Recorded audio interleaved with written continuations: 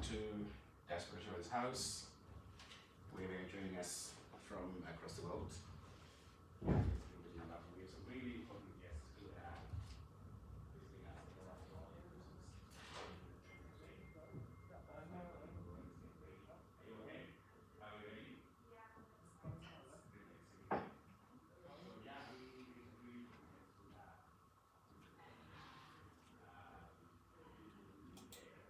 If you managed to register for the VCAD.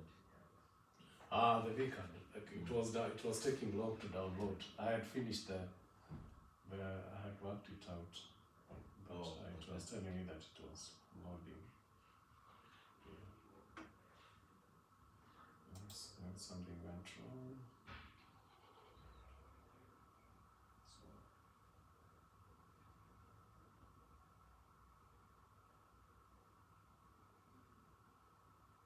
I actually forgot to. I should have put in the Wi-Fi here. It's loading. It's saying it's loading here. But then it's taking long. Maybe it is my bundles, because this is it's kind of a temporary SIM card that I got for you. Or it's Lake or something.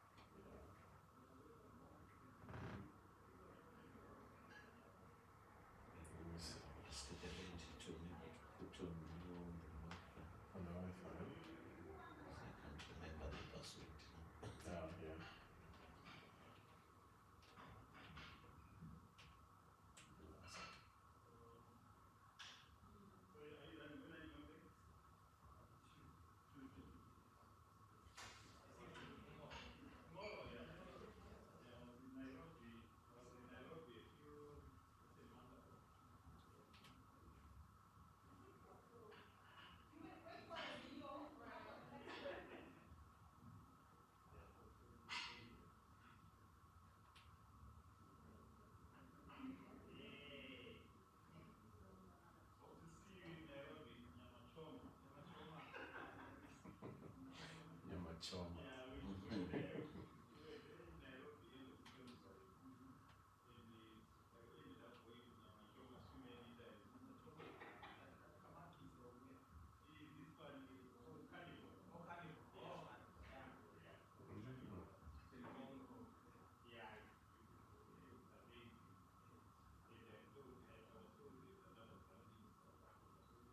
I was in Nairobi last year.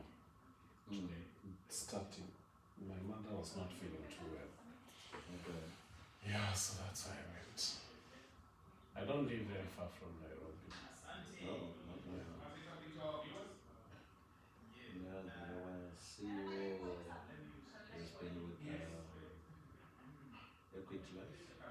Oh. Oh, Equity Life. Part of the Equity Bank? Oh. Okay. He was CEO of the life side. Oh. I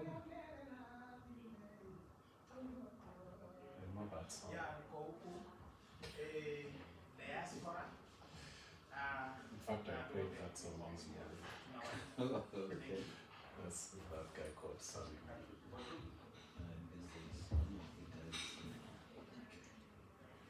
Thank you. Sam, faster. Habari gani? Salama sana. Hey. See you. Hey. Habari. Fine. How are you? Good. Asante. Nikaya anywhere. Yeah.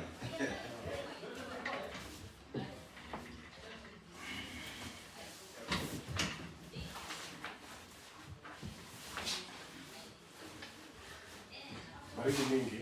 Baridi mingi. Una baridi. It's cold, huh? It's okay. Finally tumefika. That's nice. Diaspora Insurance. DJ, thank you so much. Thank you. Hello. Hi. How are you? That's DJ Sonnie. yeah, DJ Sonnie. Karanja Tariki. Hi, how are you? Fine, thank you. Good. Dr. Edwin. DJ Sonnie. Oh, nice to meet you. Thank you. Yeah.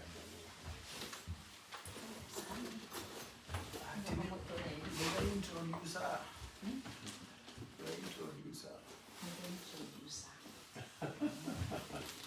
Kwani unaelewa Kikuyu?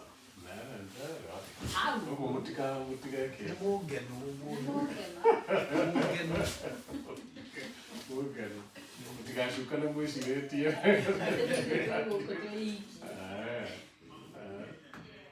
Nilahudhira Swahili. Edwin was Zimbabwe. You guys are learning Swahili as well. So, Southern Africa is coming up. Swahili is becoming African language. The current president is very fluent in all the languages. Oh, yeah? Yeah, I can speak Nyancha, I can speak Tonga, Bemba, Swahili. Oh, really? Chinyarwanda. Really? No way you learned that from. Wow. That's a big asset. I've tried languages, but apart from the three,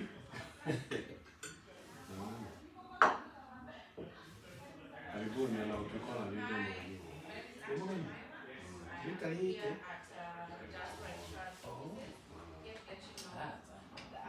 good news that you can be able to provide yourself and your family so that when the time comes, because we are all headed there, we will all die, but can we plan before that happens so that when the time for a resting and the send-off, you can be able to give your family a decent send-off. Sign up with Diaspora Insurance. Thank you so much, Auntie. Hi. Hi. How are you? Very fine. Auntie Jeimaimah. Auntie Jeimaimah. Yeah. I know Nice to you. meet you, yeah? Thank you. Hello, how are Nice you? to meet you. Nice to meet you too. Yeah, Auntie me. Jeimaimah is my name. Oh, Yeah. nice to meet you. Nice to meet you too. Thank you. You can sit here. Anyway. Okay.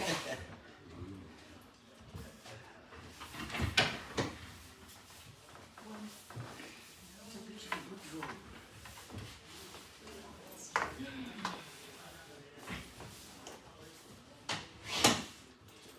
Make sure you don't forget this. Yeah, it's actually for this. Oh, I thought it was part of your. Yeah, it's for the screen. How long have you been in operation? That's a question for him. For 14 years. 14? We are now in our 15th year. Oh, fantastic. Congratulations. Who's the founder? The founder, you met him outside. Oh, you, the CEO. Not the CEO, the executive Executive chairman. He's the founder. Yeah. He founded the company after losing a brother and a very close friend. And he was the only one who was here in the UK.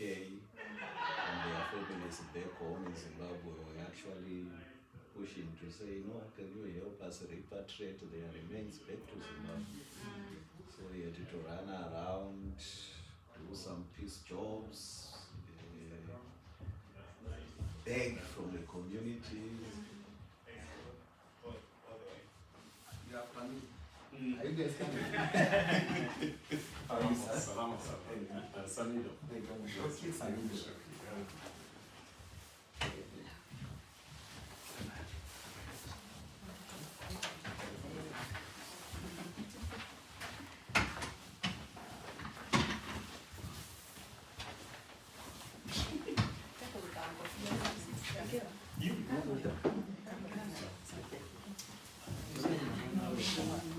Hi, everyone. Hi. How are you feeling? Good. Feeling good? Yes, fantastic. Welcome to Diaspora Insurance. This is home away from home. Oh, thank you, Mr. Kierkegaard. Do you want to do it? The honors, huh?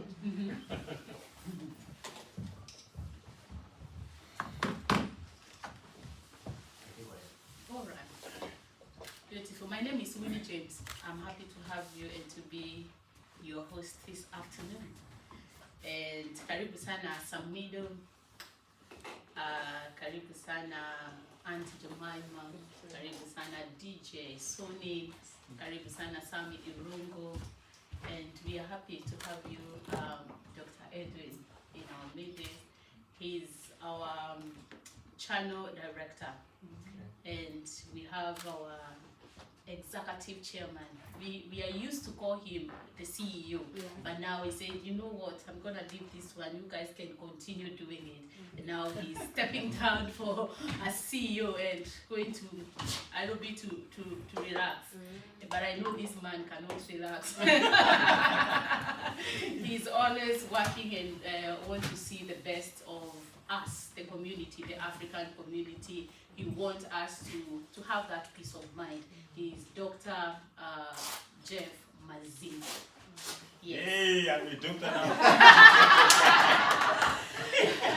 You know, because you're in the family of doctors, Dr. Sibet, Dr. Cheret, so now there is no other way to mention your name. Yes. Yeah. So, and we also have Mr. Karanja all the way from Canada.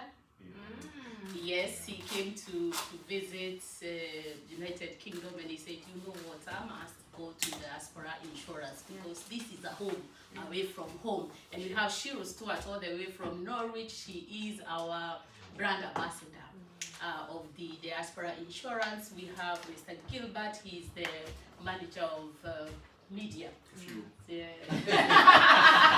He is the man to see when we are doing the events like the one we hosted at Milton Keynes. So we have Chichi. Chichi is our media manager, so social media manager, all social media. So she handles the social media, and then we have Terry. So yes. And we are all here. It is beautiful to have you here. We are going to have a beautiful time this afternoon. Very short and beautiful. So, I think I am done. Because I will introduce our executive chairman to say something before we continue. And we will also have a chance to say something, to ask questions. You know those questions you're asking me outside? Now you ask me all those questions. Yes, so Diaspora Insurance basically is a company registered and regulated in the United Kingdom, and it is tailored for Africans living in diaspora. So karibu sana, Mr. Chairman.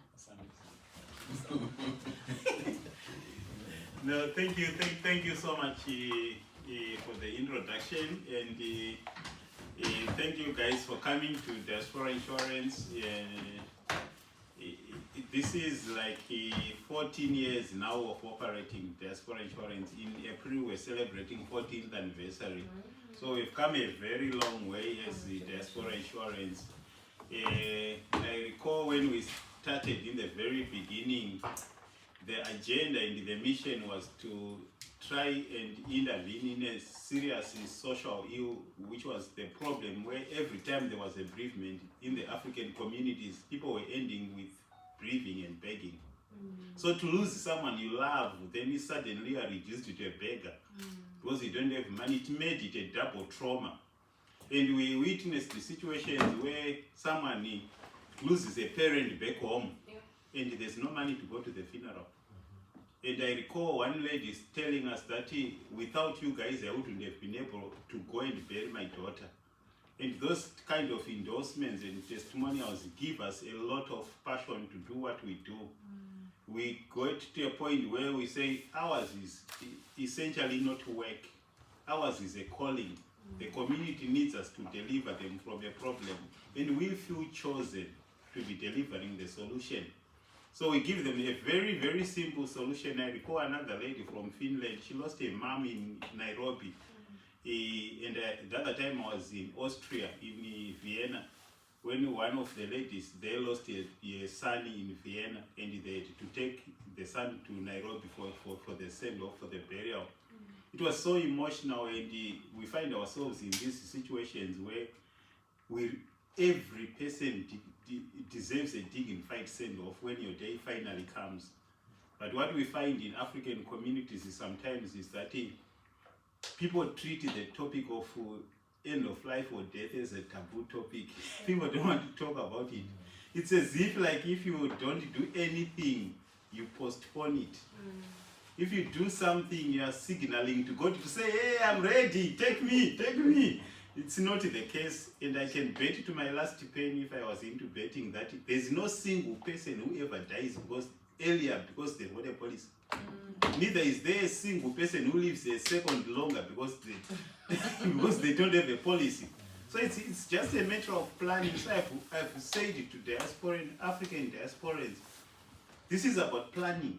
And the planning is bringing the future into the present so that you craft a solution while least you can. It's bringing the future into the present so that you create solutions while least you can. And that's all what it is with this whole issue of planning for our end of lives and making sure that we don't end up with these financial shocks where you lose someone back home. Maybe it's a brother, it's a cousin, or it's a sister. And sometimes with African families, you find that maybe I was sent to school by my brother. My father was gone when I was 11. And those people, if anything happens, they look forward, they look up to me to say, so I'm kind of acting as the insurance for the clan back home. Little do they know that there is nothing in the pocket. There's nothing in the pocket. Sometimes the funeral then happens back home and there's no money at all. And you are caught in a very difficult situation. So we are saying to African diasporas, you don't have to suffer on your own. For a very little premium, you can protect yourself, you can protect the family back home, and you never be caught in a situation where you think, it happens next door. To God, the next door can anyone bestow. And you never be caught in a situation where you say, I am too young to talk about this. If you are too young, tell me what is the dying age. Then we can say, you are too young for real. Yeah, so it's a solution we have. This is our head office, and I want to thank you guys for coming and blessing us. It's quite an honor to have you big guys here. Yeah, it's quite an honor, and we will always sponsor and support communities. When you have your shows like here at the weekend, we come in, we sponsor. The reason why we do that is partly to bring the African culture into the UK, so that our children who are born in the UK and globally, they don't lose their connection with back home. They should be able to laugh to your jokes. But if we detach home and the diaspora, sooner than later our children will not know where they come from. If you don't know where you come from and you've got no identity as good as a leaf that has fallen from a tree, the wind will take you anywhere. And we don't want that with our African diasporas. We need to keep our identity and we need to protect our identity. That's why we find ourselves sponsoring, supporting artists and making sure that we empower African artists. So thank you so much for coming, and it's an honor to have you here. Thank you. Wow. Beautiful, beautiful. Thank you, Mr. Jeff. Now, and thank you all of you for coming. I'll ask Mr. Chele if he has something to say before I give the floor to our guests. Okay, thanks, Winnie. Yeah. Okay, thank you and welcome. I think indeed it is an honor to have you at Diaspora Insurance House. And I think my chairman has said it all, because when it comes to end of life, it's not a conversation for the dinner table. And like he rightly said, death has no respect for age, it has no respect for status in society, it has no respect for who you ever be in society. So we need to be ready. It reminds me of Benjamin Franklin. He says there are only two things that are guaranteed to happen to any one of us. But I always add the third aspect. He said the first thing is taxes. You are guaranteed of paying tax wherever you go. And then the second thing, he talks of death. But I always add old age, because once you are born, there are two things that are guaranteed to happen to you. Old age, but old age is very beautiful. We see it coming. when you celebrate your birthday every year, you are celebrating old age. When you receive flowers from your relatives, your children, friends, you sing, you dance, you're celebrating old age. But there is a tricky customer in the name of death. It's going to happen to all of us. But the tricky part is we don't know when. It can be in the next 5 minutes. It can be next week. It can be next month. It can be after 100 years. But it's going to happen to all of us. So the solution that we provide as Diaspora Insurance is to make sure that we know it's coming, but we don't know when. So as part of everyone's financial planning, you need to have end of life. You need to plan for end of life. Before you plan for retirement, before you plan, you do your investments. The first plan that you need to put in place is end of life, because you don't know when it's going to happen. You can buy a very big house and then it happens after you've just purchased that house. And then people just look at the beautiful house and you say, but where do we get money to give a dignified send-off to this person? So these days we don't mourn the dead, we celebrate the life they lived. But if there's no money, then people will, I always tell people to say there's a difference between being laid to rest and being buried. When you are being laid to rest, it means there's a plan. People will buy flowers. People will have a 3-course meal during your funeral. But when you are being buried, people are just getting rid of your remains. You would have forced the people to borrow, and they will curse you. They will curse your grave every day. So we are saying here's a solution. When you go back to Kenya, talk about it to the community. The beauty about Africa these days is that almost everyone has got a friend or relative in the diaspora. So you can talk to those friends, to those relatives, to say, do you have a diaspora insurance cover? You need to guarantee your loved ones that peace of mind, so that you have dignity when you pass on. You need to have a dignified send-off. You need to enjoy the peace of mind. You need to protect yourself. You need to protect your loved ones. That's what we are bringing to the community. Like the chairman said, ours is not work, it's a calling. To make sure that the African diasporan enjoys that peace of mind everywhere. And I think we have the best solution at the moment, because there's no other insurance company that gives you a product that is non-territorial, that can cover you wherever you are. But as Diaspora Insurance, we do. So thank you very much. Help us spread the message, take it back to East Africa, not only Kenya, but the whole of East Africa, Southern Africa. Talk about Diaspora Insurance. Thank you very much and welcome. Wow. Beautiful. Clap with you. Thank you so much, Dr. Chere, for that. That one is beautiful. Do you want to be laid to rest or to be buried? So if you're watching there on Facebook, ask yourself, do you want to be laid to rest or you want to be buried?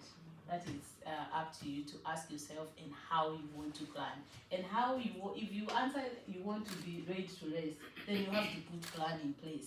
And that is why we are here as Diaspora Insurance, as our chairman has said and Dr. Chere has said, that you plan yourself. We are here. It is a calling. It is not work. Yeah. So your body is the only place that you live when you are here on this earth. So take care of it. And when you're gone, it is the only thing that you will talk about. How did that person live their life? So give us a good name when you leave the earth. All right. So yes. So now I will give our guests if they have something to say. And we always say that women, yes. Oh, before the guest, one of the things that people who are watching this program some of the questions I might have would be maybe the executive chair and Dr. Chair can explain this point as well. The way the product has been set up is not just about giving you peace of mind that should something happen, there's money to deal with this. It has also been designed very deliberately to create opportunities for our people in the diaspora. So perhaps either the chairman or Dr. Swede can talk about how people out there can work with us in terms of these opportunities, make money for themselves, while we're ensuring that they are, sorted should anything happen to their families. Oh, beautiful, beautiful. Mr. Chairman, do you want to answer that? Yeah, that's fine, yeah. It's a very, very good point because like we always say, with the diaspora insurance, it's not just about providing the service, it's about community empowerment. It's about creating the capacity and making sure that people have got opportunities in the diaspora. So currently we are already covering 43 African diasporas wherever they are in the world. If we are talking of covering Kenyans, we are talking of covering Kenyans in UK, Australia, New Zealand, USA, Nepal, Japan, wherever they are in the world. So there are a lot of opportunities because there are so many African diasporans across the world. So to reach out and give everyone the cover, it needs us to work as a community. So there are a lot of opportunities to work with the diaspora insurance at a brand ambassador level. You can work with diaspora insurance as independent sales advisor in the field. You can work with the diaspora insurance as super introducers, where you say, I know a lot of people, but I don't have time to sign them. We'll create capacity for you to just signpost those people. And we assign you an advisor who will sign them for you, and you get a lot of money in the process of helping your own people. You also have a lot of opportunities where we have events and you want to just go there, talk to people, collect some leads and register people who are interested. So, and also permanent roles. If you keep an eye on our website, we've got a careers page where we have permanent roles as well that we regularly advertise. So the opportunities are there, and we are growing very fast, and we need capacity to deliver the service to the people. Otherwise, the promise that we make that provide us proof of death and the monies are paid out very quickly. That promise to be delivered, it needs capacity internal to deliver the promise. And we try to make sure that every time we have got the correct capacity to deliver the promise. And it says worked very, very well for the community. Because again, the other point is why do we give this policy as a cash cover? Because some people are used to funeral insurance being a provision of service. Even in the UK, what you find as funeral insurance services are people who provide service, not cash. We deliberately moved to cash option because cash knows no border. Therefore, it's a worldwide protection without borders, like Doc said. It's a worldwide protection, and it's a protection without borders where you can use the money. Over time, people's choices change. Over time, people's location change. And we say those two are fluid. So you may find yourself, you choose to be taken back home to Africa. You choose, no, I'm no longer being taken home to Africa. We can use the same cash to be buried abroad, to be taken back home. Even if you to go an African way of cremation, you can do that one as well. Because I know a lot of Africans don't want to be cremated. Because they say when Jesus comes, he won't find me. So in terms of opportunities, there are lots of opportunities for us to work together and deliver this solution to the people. And we say it's a calling. When you see the impact of the product, because sometimes we feel like we're in a fortunate or unfortunate position where we can juxtapose a family where there is no police and a family that has cashed 20,000 or 30,000. And we see the impact of the police on communities. We see the impact of burial and the impact of being laid to rest. So it's very important that we deliver the solution to our people. It's about Africans creating their own solutions because we understand ourselves, we understand our situation. We are best placed to create the solutions that work for us. Yeah. Wow. Yeah, one last question perhaps for Dr. Sue. I think the executive chair just touched on this a bit. So someone might say we are in a community mutual assistance group or Mchango. Why or how is Diaspora Insurance a better option for me if I'm in that group? And secondly, how can you give us assurance that we are dealing in Diaspora Insurance with a solid, established, operated, not a fly-by-night organization? Okay. Yeah, thank you.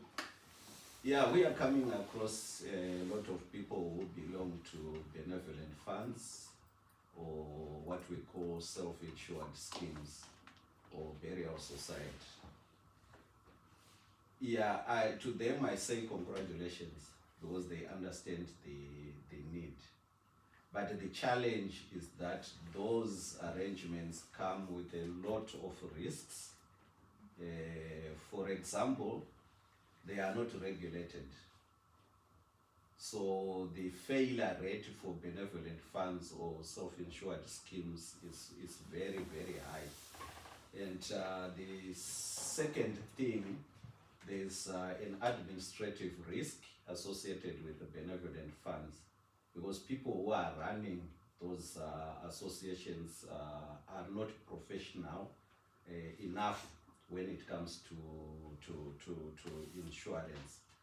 And more often than not, you know, sometimes when God smiles on those groups and people are blessed with longevity, for some time they don't experience death within the community, they tend to make wrong investment decisions.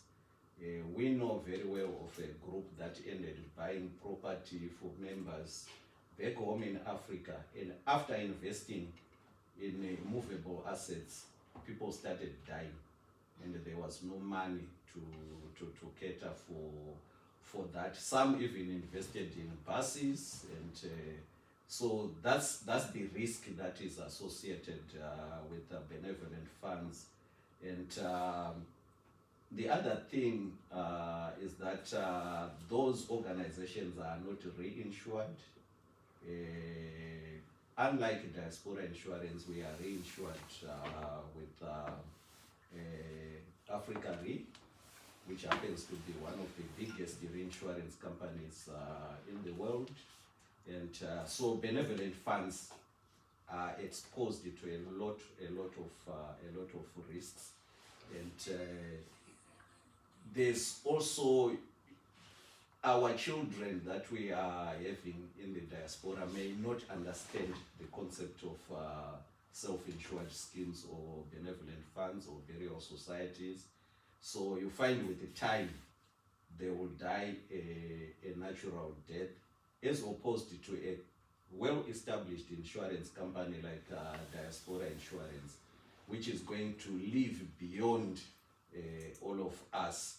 So I would encourage people to transfer their risk to a well-regulated, authorized insurance company where they know that should anything happen, they can always call on that insurer and have their peace of mind guaranteed, like Diaspora Insurance. We are regulated and authorized by the Financial Conduct Authority of the United Kingdom. And to be regulated in what is the financial hub of the world speaks volumes of who we are as an organization. And it also speaks to the fact that we are not a fly-by-night organization. We are not going anywhere. Over and above that, we underwrite into that Risk International, which is a very, very big organization that adds another layer to the peace of mind that we promise to our clients. And beyond God Risk International, we have Africa Re as our reassurers. Like I said earlier on, Africa Re is one of the biggest reinsurance companies in the world, which is owned by 42 Africa member states. And over and above the 42 Africa member states, we have the Africa Development Bank as a shareholder in Africa Re, and the world's largest 3 insurers in the form of Alliance.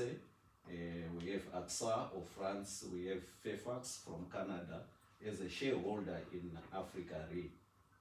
That in itself gives us the financial muscle to underwrite any form of risk. That's why you find even during the time of COVID, we were able to meet all our claim obligations because of that financial muscle that we have. But you find post-burial societies or benevolent funds actually disappeared during the time of COVID because they were not able to meet some claims. And I've noticed that with the benevolent funds, you know, the concept of reciprocity is not there. I remember one group that I cannot mention by name. They were paying, you know, claims for other people, but when they lost one family, you know, they were not losing anyone, but when they finally lost a loved one, the burial society was not able to come forward and assist that family. So that risk is there, but with an insurance company, reciprocity is there because your cover is guaranteed for life. You know that when it happens, you simply call on Diaspora Insurance and you have your money paid within 24 hours, and you are good to give a dignified send-off to your loved one. So I encourage people to deal with the regulated and licensed entities when it comes to their risks. Wow, beautiful, beautiful. I know you're also learning, and now the brain is like, I have 2-3 questions I need to ask. the way I saw Samidoh looking at me, Dr. Tele, it's like, I have questions for you. Samidoh, shoot it. You can have this one. Oh, all right. I have like 2 questions. There's a acquaintance over there, guaranteed acceptance, no medical needed. Of course, nobody knows when he or she will leave this world, but there are special cases on on terminal diseases where, you know, I have 2 or 3 months to live. When I can't take a cover, will you accept such kind of a policy? Yeah, that's a very good question actually. Yeah. That's a very, very good question which shows your level of engagement. But the thing is, with our policy, we'll do them one by one. So, Okay. yeah, with our policy, it's very simple because our policy comes as a guaranteed acceptance reason, as a guaranteed acceptance policy for a reason. And the main reason is that when families face bereavement, they need immediate intervention. We cannot delay in terms of assisting families. So the moment we introduce medicals to a funeral policy, it means when someone passes, we start writing the GP, writing the hospital, medical history, the cause of death, pre-existing what, we don't get involved at all in that. On application nor on claim. So there's no medical underwriting on application. We don't want to know your height, we don't want to know your weight, we don't want to know your body mass index whatsoever. All we need is your details, and we then get you on the policy. The issue then becomes, how do we sustain situations you are alluding to say someone comes, they know that they are already on the deathbed. It happens. But to manage that risk, we've got what we call a waiting period, where the first few months you are on a qualifying period. Once you have done that qualifying period, you qualify for cover. So the first 3 months, it's waiting qualifying period. After the first 3 months, depending on whether it's a nucleus family or extended family or cause of death, you then start to qualify for benefits. But the main reason of saying no medicals is to make sure that in the event of a claim, the monies are released immediately. Provide the proof of death, we confirm it's genuine, the monies are released immediately. Because we don't want to say, here is your money from your funeral policy 2 months after someone has been buried. It doesn't make sense. People need support when they've got the bereavement to arrest the problem of bereaving and begging. So that's how it works here. The next question was, like for example, how the insurance companies in Kenya work. There are different policies. For example, there is education policy. So can you pay for a third party? For the age? For the diaspora insurance. Like the way we have the comprehensive for the car and then the third party. So he's asking for Diaspora Insurance if they are third party. Well, I guess there is. Did you get this? So when you're insuring the car, Yeah. we have the comprehensive insurance. Yeah. And then there is a third party insurance. Which is cheaper. All Which right, is which is cheaper. cheaper? Okay, Exactly. I get it So, now. yeah. No, with us it's very simple because the idea is to give the families financial intervention, and as to how much you pay, whether it's third party, because the reason for third party is to pay very little. For us, it's you can do that by just lowering your cover. Suppose the higher the cover amount, the more you pay.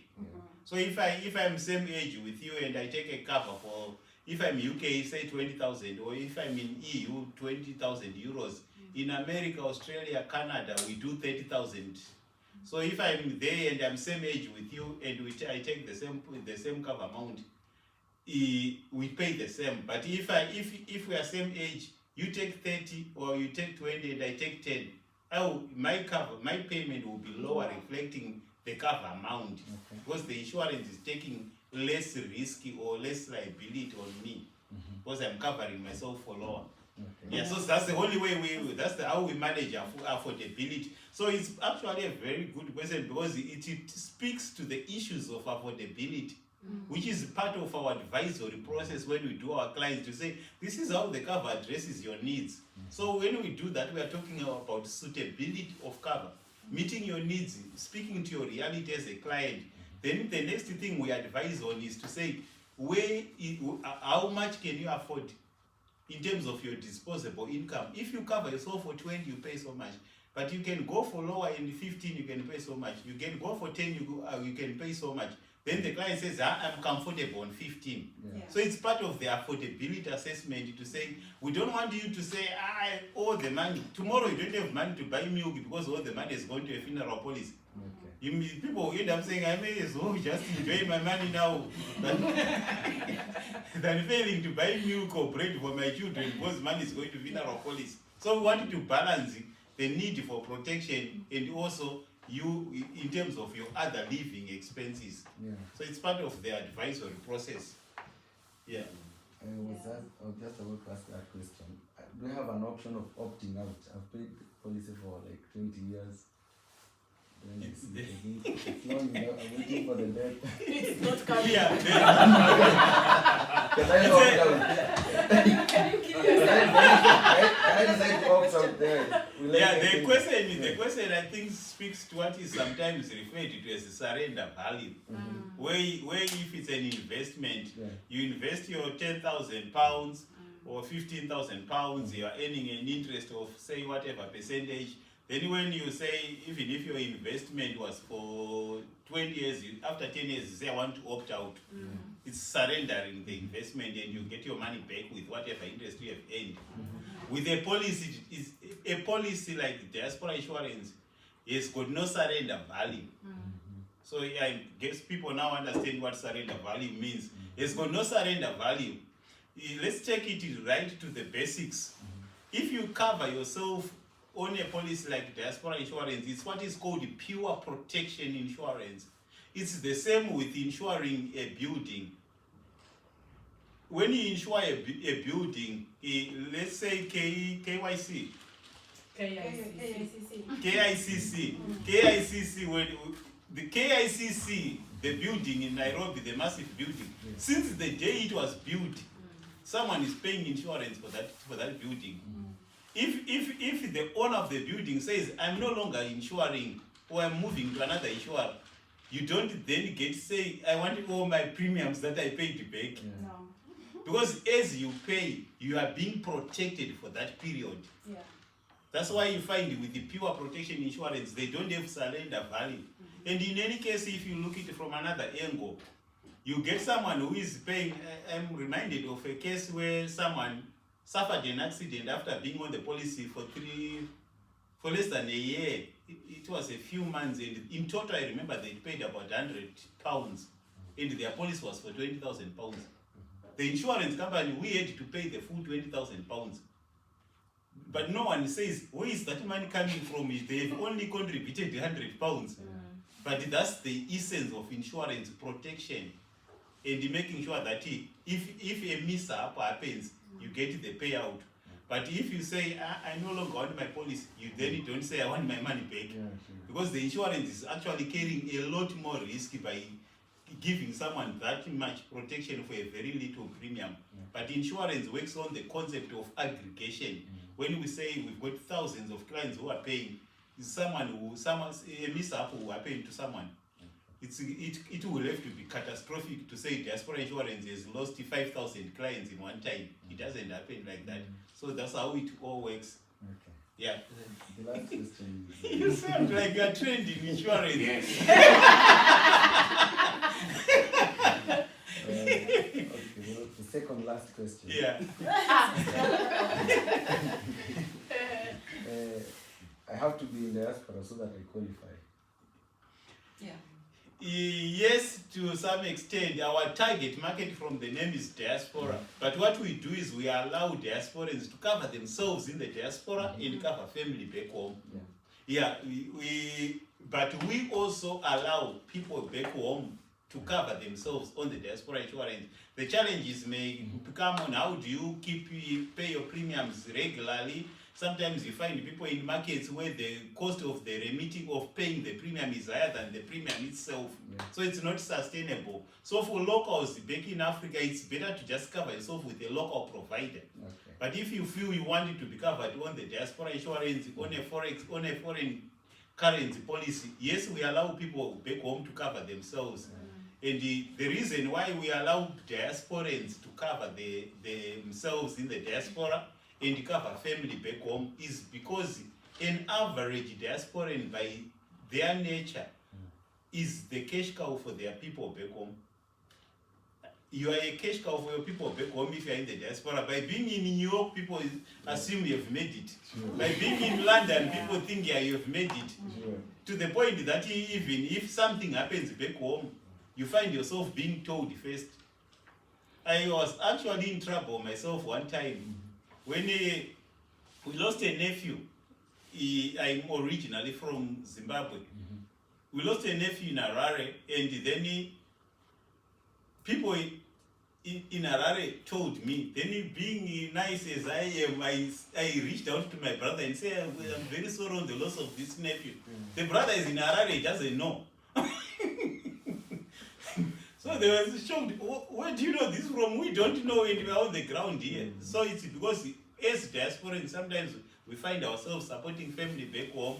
So we are saying to the diasporan, don't carry the burden of saying you lost a mom or you lost a father or you lost a sister back home and you have to use a credit card to fly back home. Just for a small premium, protect people who you know they are going to be a financial shock on your pocket when something goes wrong. So you can protect yourself, you can protect your loved ones on the police. Okay. Yeah. The last, it's not a question. Yeah. It's a recommendation. Do you know Africans we fear death very much? Yeah. And personally, I said my grave should not be put concrete on the top. Yeah. You want to wake up when Jesus comes. You have to be the first one to Yeah. So, what when did I you see say? diaspora funeral, Yeah. gosh, do you try to use a simpler synonym, maybe you remove the word? It's the way No, most of the time when we are talking, we're just talking of diaspora insurance. Yeah, but when we go into the details of what the product does, we need to tackle the bull by the horns. Yeah, otherwise the taboo and misconception that it will not happen to me or it will happen to me if I take a policy. We just need to arrest that thinking in the African communities. That's why we talk about these things, to say we all begin to die the day we are born. We just don't know how long we have to live. So those are real issues, and there's no dying age. Yeah. Right. So yeah. Thank you so much. Thank you. The next question I'll ask in our next meeting. By our next meeting. Thank you so much, Samidoh. Samidoh, that's loaded. Yeah. Beautiful, beautiful question there. Yes. It is you, because I see you. Yeah, You have. I have notes. when Chairman was talking, you were like this. Yeah. So you were taking notes. Yes. Bring it on. All right. I think Samidoh has asked most of the questions I would have had. So mine is to echo what Samidoh has asked, but also to commend you on the wonderful product that Diaspora Insurance is. Very thoughtful, and the simplicity of it is also very, very good. That you don't need any medical history, you don't need to do it straightforward, and then when you need your money, you give it in cash. Do plan yourself ahead. The other thing is to just urge our families back at home and those here in the diaspora that lack of planning is planning to fail. So if you're able to plan well for yourself and for your family, it isn't the burden for you also. Because like you said, with a lot of begging and the many fundraisers that we do back home, imagine if you plan yourself well, get yourself a policy under Diaspora Insurance, it also covers you from shame. You're right. You've mentioned that while you're here in the diaspora, you're like the cash cow back at home. So imagine the shame that comes with you not being able to repatriate your loved one's body back home for a decent send-off or for yourself. So if you plan early, you also save yourself from that shame. The other thing is sometimes back home we feel bad when someone does not or is not able to make it back home for a funeral because of the cost charges. Maybe it was an emergency. But you've said that while if you are signed up under Diaspora Insurance, you are able to also help them cover that. Correct. I think that is it. Oh yeah. Then again, one thing I've picked from the planning ahead, and to avoid the begging is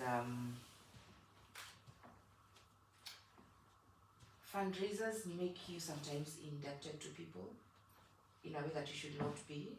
And sometimes it comes off as tulimchangia, sasa anafanya hivi. The money we raised for the funeral, she's doing other things with it. You're buying cars. You know, yeah, you're buying cars or you're living a flashy life. So if you plan well, you will also avoid such cases. Beautiful. So congratulations. Thank you on behalf of our Kenyans here in the diaspora. Thank you. Thank you. Yeah, very, very good points there, and yeah, very, very good points. And Jemima. yeah, Auntie Jeimaimah. we are sponsoring your next video. Thank you. Wow. I have an event coming up in September. Yes. We're here. Yeah. Yes. Yeah. What will be what we'll plan? I'll share details with So you. we can be part of that. Thank And you. your next video, Yeah, sure. Mr. it's sponsored by Diaspora Wow. Insurance. Wow. Thank you. Thank you so much, Auntie Jeimaimah. That is so beautiful. I see now the phones are working. If you are taking notes like that. Yeah. Wow, DJ, Tigi. Do you have something to say? No? Even if you say in Kikuyu, I will say, okay, tusalimie. Ambia mafans wako. Ambia fans wako. The other thing with the Muchangos is that what if you die last in the group?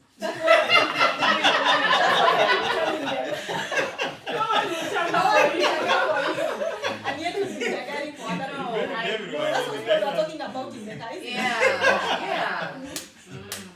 It's your turn. Just say something. You know, most DJs don't know how to talk. Do you know that? Yeah. Now I know. Now I'm playing. They talk on the machine and on stage, not. But maybe I can ask, for example, Mm. like now this regularity, my grandmother died on a Monday, Mm-hmm. like 2023. Mm. We buried her on Saturday, then the grandfather died on Sunday. On that scenario, what happened? Yeah, that's a good question as well, because as long as they are on the policy, each individual is covered in their own right.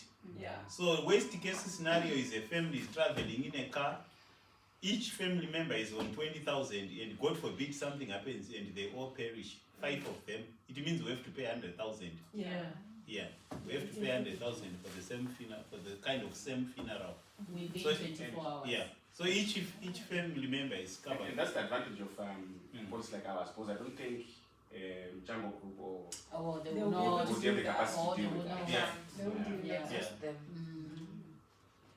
Awesome. Sammy Irungu. For me, I don't have much to say. Yeah. It's only to say thank you for this great work. Mm. Yeah, ni kazi kubwa. Beautiful. Yeah, Mm. hiyo tu. There is a question you had asked there. If you changa for like 10 years, and now you feel like now Yeah. they are not giving me money, I will just go and hang myself. Finish myself. I get paid. And then he asked, will I get paid? And You know, the third one That's is- the thing with this kind of policy, that it kind of self-regulate in that if you get your payout when, if God forbid, when you die. Mm. But if it's a voluntary killing of oneself, there has to be an element of managing that risk. In that, if I take a policy today and I kill myself tomorrow, it means I was actually planning before taking the policy. Then I said, for my family to benefit, let me take a policy, then kill myself tomorrow. But if it so happens that I take a policy, I'm paying okay, like the 10 years example you gave, and then something happens and you kill yourself, we say there's no relationship with one killing themselves in 10 years time after taking the policy 10 years ago. It's completely divorced. Yeah, if it was intentional, you wouldn't have lasted 10 years. So in that case, we say we pay families, because it becomes a case of saying we need to help families, because all the essence of the diaspora insurance is to help families. So if suicide or death happens after a given period, we pay. Whereas on average, most insurance will not pay. The reason they don't pay is that suicide per se is, by society, views suicide as wrongdoing. There's no society that condones suicidal death. As a result, insurance companies cannot be seen to be pushing out money to people who are committing suicide, because they will be seen as encouraging it. You end up creating a market for lemons where you encourage people to do wrong. So, but we say, as long as the suicide happens after 24 months of being on the policy, 24 months. 24 months of being on the policy, it doesn't matter, we'll pay So to the help first year you families. don't pay. The first year, it's too close. Otherwise, people will say, Because I also had a client and I was telling her, I told her that any suicidal we don't pay. But she No, was we telling actually pay. Most insurance companies don't pay at all. Okay. We pay because we say, if it's after 24 months, you wouldn't have harbored the idea of killing yourself and saying, let me take a policy, then you commit suicide and my family can benefit. But if it's after 24 months, we say, things happen in life. Yeah. Maybe someone is had a bad time and they just said enough. Is enough. Yeah, but they survived, the loved ones don't have to suffer, to have the pain of breathing and begging to give that person a dignified send off. So we say we will pay. As long as someone has been on the police for at least 24 months, we pay. 10 years is a lot of time. You would have even forgotten about it. that you're supposed to be yourself. Thank you so much, Chairman, for confirming that. 10 years We will were be- having that. Yeah, because I found that. I 10 found years, that 10 years we will pray for you, you will not commit suicide. It is well confirmed. Yes. Asking whether the plan is still on. Is the plan still?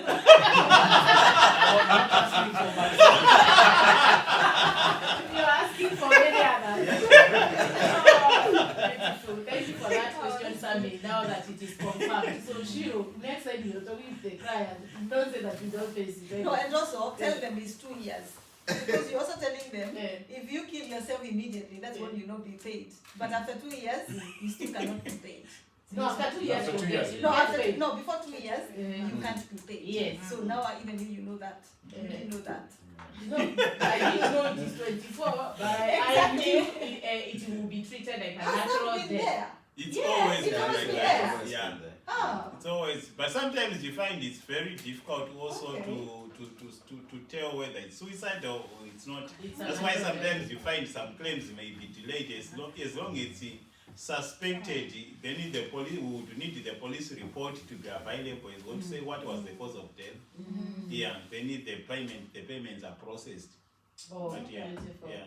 Now, before we wind this one, we have Mr. Karanja all the way from Canada. You have something to say, Mr. Karanja? Yeah, certainly. Thank you so much, Winnie, and thank you, the chairman and Dr. Chere, and I'm very delighted to be here. First of all, I must say that I must actually thank Diaspora Insurance. I am part of Diaspora Insurance. I'm actually the youngest kid on the block, I think, to be on board. But you know, we are foot soldiers. You know, as we work out there in the field, we play dual roles. You know, at one time we lean so much on Diaspora Insurance, and another time we are telling the client, you know, those ones, you got to be careful and all that. So one thing that I've liked about this session, I'm very excited about it, is because us as foot soldiers, as who work in the field, you know, talking with clients directly about getting policies, we need this kind of support. I personally would not have met these great people, and these people, Mr. Chairman, they are really big people. I don't even think that I would have had an occasion. I haven't ever actually seen them like one-on-one like we are right now. So I feel very honored. And when I go to sell my insurance, I'll be telling you, I was with Irungu, I was with DJ Sonnie, I was with Auntie Jeimaimah, I was with the Samidoh. And by the way, Samidoh, don't worry about your next question where you're going to ask it. I suspect it might be at Vancouver. Hey. I'll talk with the chairman. And I'm seeing The visa is out. the visa is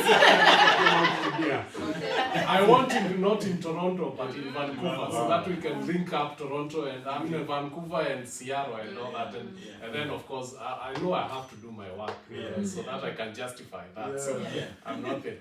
But the thing about this policy, the first time I heard about it, I was telling Dr. Chere, it didn't take me 10 minutes to get convinced about it. Wow. And I actually just picked very quickly 3 things. Number one, there is no medical required. In insurance policies, they always require medical. Number 2, there is cash. There is cash that is being given out immediately, like within 48 hours max. You don't get that, especially upon death, because there are always all those things that they are trying to make out. And number 4 is that you get, as a principle, you get to get policies for your relatives and your friends and nuclear friends, your aunties, your shoshos, as long as she's below 75 years, all the way back home. That was no brainer for me. I mean, like in 10 minutes, I was asking Pastor Jane, where are the papers? I want to sign up. And you know what? Incredibly, that is the same kind of responses that I've been experiencing with the people that I've been talking to them. They're always like, what? Is it possible? To an extent, I had to make this trip from Vancouver all the way here so that I can actually see it with my own eyes. At one time I was thinking like, I think I need to do a little bit of due diligence on this matter so that I get more convinced. And I'm very happy that if you guys can get these 3 great people all the way from Kenya. You got your own building here. I can see it, so I feel even much more confidence going back that it is a product that is very relevant to everybody. So thank you. There are so many things I can say, but I think that sums it up. Thank you so much for the opportunity. Oh, you're welcome, Mr. Karanja, and thank you for coming and popping in Diaspora Insurance. Those ones who are watching us, now you've had, we are not online insurance. We are actually here. We have a building, our own building. We are not going to be chased away tomorrow and then you come and then find the office is closed. No. You find a portion meal. You find a portion meal. I'm a food wa viatu. No. We are here. The headquarters is in Birmingham. We are here. We are serving people. And as you heard Chairman and Dr. Chere say, we approve the cash payout within 24 hours. And we are not asking kama ilikuwa ni diabetes, kama ilikuwa ni cancer. We don't want to ask those questions because our aim it is to support our people so that your family can lay you to rest, not to bury you. Yes. That was a good one. There is someone who have said in the comment section, that's really good. You have learned something today, being laid to rest and not being buried. Yes, that is beautiful. You want to be laid to rest. Samidoh Go to a funeral home, not a mortuary. Not a mortuary. Wow, beautiful. That is what we do at Diaspora Insurance. Because you already plan ahead of what and how. Don't say you want to be laid to rest at Miami, and then you don't have a plan. How are you going to stress your people? Don't stress your people to go to get money for you to be buried wherever. All right. So thank you so much, Shiro. So I will give you this mic because you've done amazing for organizing to bring in our celebrity. We are happy that you organized this as Diaspora Insurance. We say thank you so much. And you're welcome. And of course, cue the both of us as we wind up. And then we are going to have lunch, and then after lunch, they say that a prophet you only prophesy when the stomach has something. So because today you're here, we will go have lunch and then we will do the content after that. Shiro. There you go. Well, thanks so much, Winnie. I don't have much to say, but what I'm gonna say is that thanks so much, guys. You know, when I approached you guys, you didn't make it difficult for me. You're so much easy, and here you are, guys. We really appreciate your presence, for you to come here, and also for the question that you asked. It's made us know that you are engaging and know you understand our product. So we are looking forward that what we agreed that you guys are going to send us on your socials, help us to talk about this product. Like the CEO said that this is not a work. We're actually helping our people. And thanks so much our CEO for sponsoring you guys, even for your event. That's something that we do here actually for Diaspora Insurance. We're always out there with the community, helping the community, because it's all about community. That's what we do. And thanks so much Jeff and Edwin. Thanks so much all of you. And Karanja, it's nice to meet you. We are coming to Gemi. Wait for us there in Seattle. Vancouver. Well, I work in both Seattle and Vancouver. It's for Diaspora Insurance, so that's still okay. Wow, that's amazing. I think that's all I have to say. Thanks so much, Winnie, for sharing the meeting. It was wonderful. Thanks so much, everyone. Gilbert, everybody. Chichi and the videographer, everybody. Thanks so much. Thank you. Beautiful. Let us go and have lunch. Thank you. Thank you.